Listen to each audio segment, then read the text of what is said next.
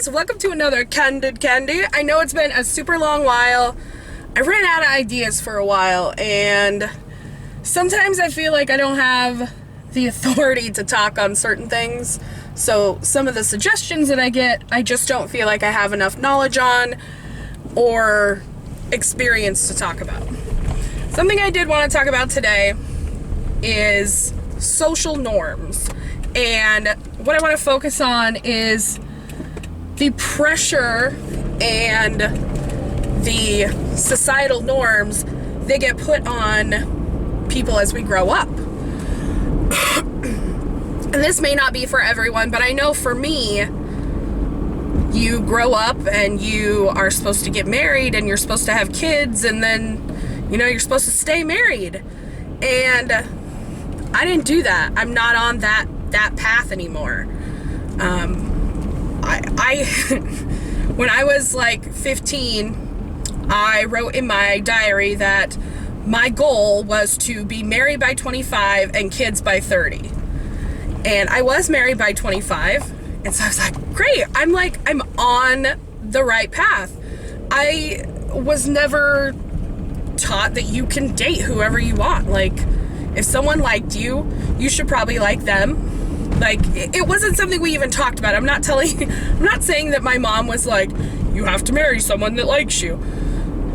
It was in my head, if someone liked me, well, I should like them too, so I should just date that person.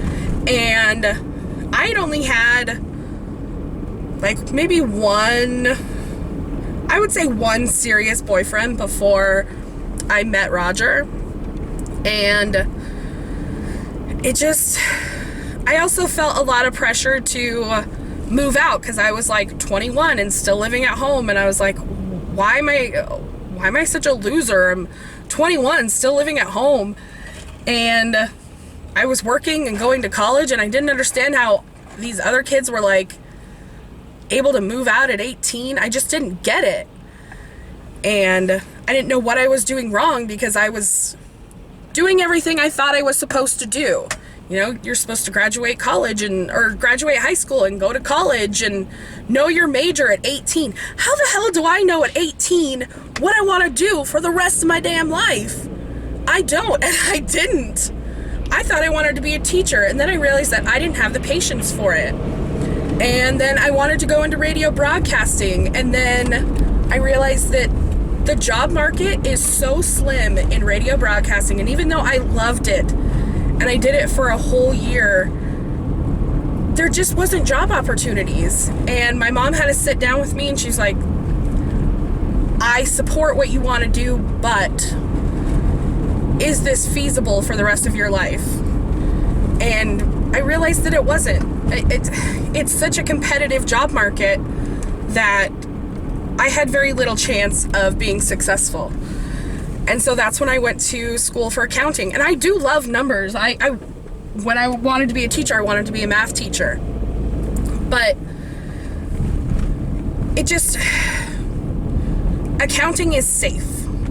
And I always thought, well, all of my aunts work for the state. I'm going to get a state job, because I lived in the state capital at the time. And that's just how it's going to be. And my first, not my first job, but one of my first major jobs was with a state agency. And then I got another temporary job at a state agency, and then a third temporary job at a state agency. And I thought, okay, I'm on the path. I'm on the path that I'm supposed to be on, that everyone expects me to be on. And it just didn't work out like that. It didn't work out like that for me. And so at 22, I moved out finally, or what I thought was finally, and I finished college. I didn't get my AA degree, but I got my certification, and I looked for a job. And the job I have now fell into my lap. I just happened to have gone to college with the lady's daughter, and she tried me out for a week, and she was like, you're great.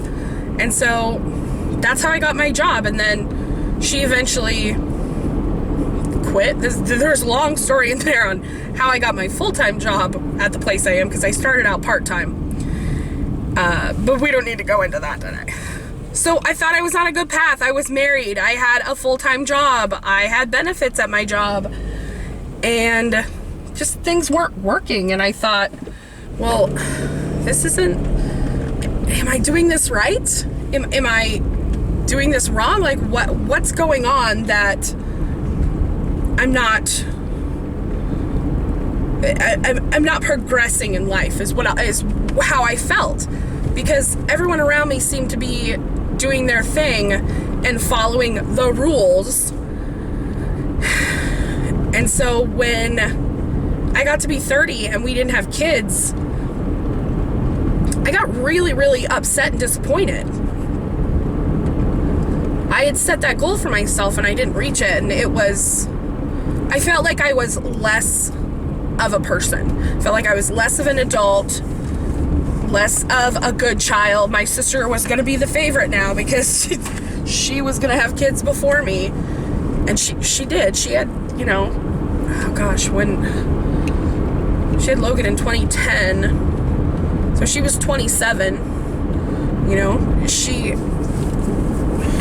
She did it right. She married her high school sweetheart and they had kids. They were married for a while and then they had kids, and they were married for 4 years before they had Logan.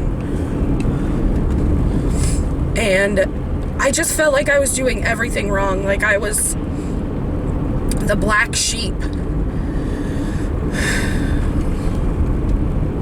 And I soon came to realize that there is no set path for anyone. There is no, what you have to do.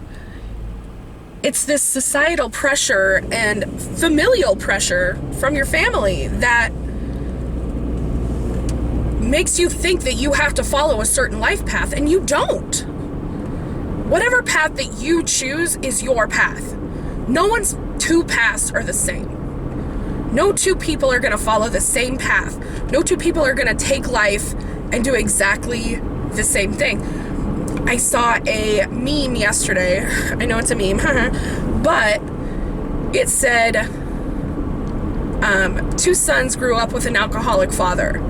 The first one became an alcoholic. When asked why, he said, because I watched my father. The second one doesn't drink at all. And when asked why, because I watched my father. Those two had the same upbringing, but they took 2 very different paths, and they saw very different things. How they processed it were 2 very different ways. And I think that's an important lesson to learn, is that your path is not the same as other people's. And that's okay. It's okay to,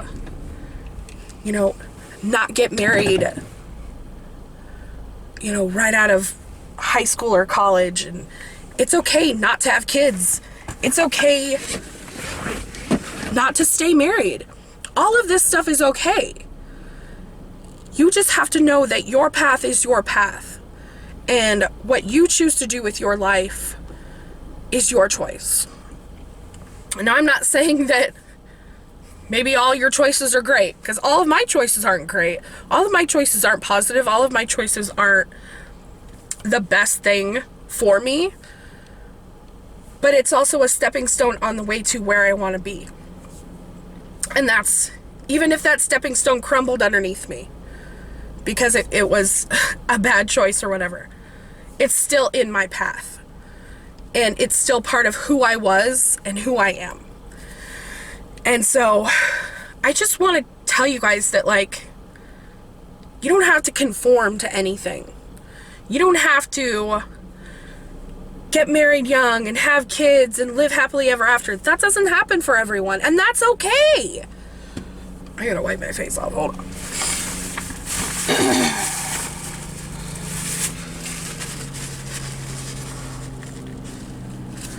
It's okay not to live up to other people's expectations of you, because your expectations of you should be the most important.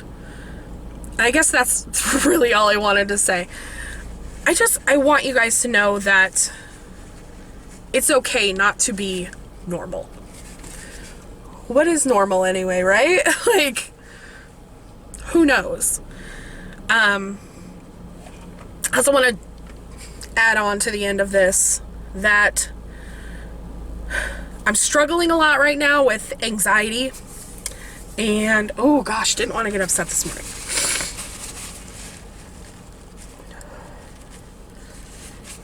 And try-on hauls have been super hard for me lately. I've gone to film a couple and just broke down while trying to do it. I don't want to be on camera right now.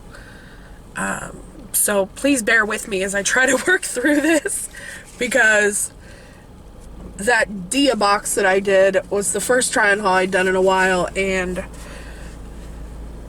it was rough for me.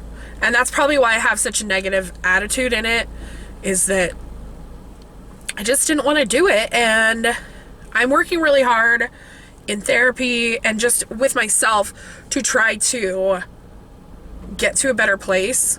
I don't even want to do cooking videos. Like, I've had stuff bought for cooking videos 2 or 3 times, and I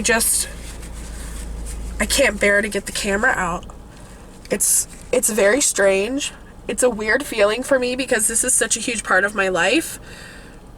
But I don't know. I'm working on it. Anyway, thank you guys for listening. I hope that this touched some of you and kind of inspired you to live outside of the box and be your own person. Anyway, thank you for watching. Don't forget to like, comment, share, and subscribe. I love you guys so much. Bye.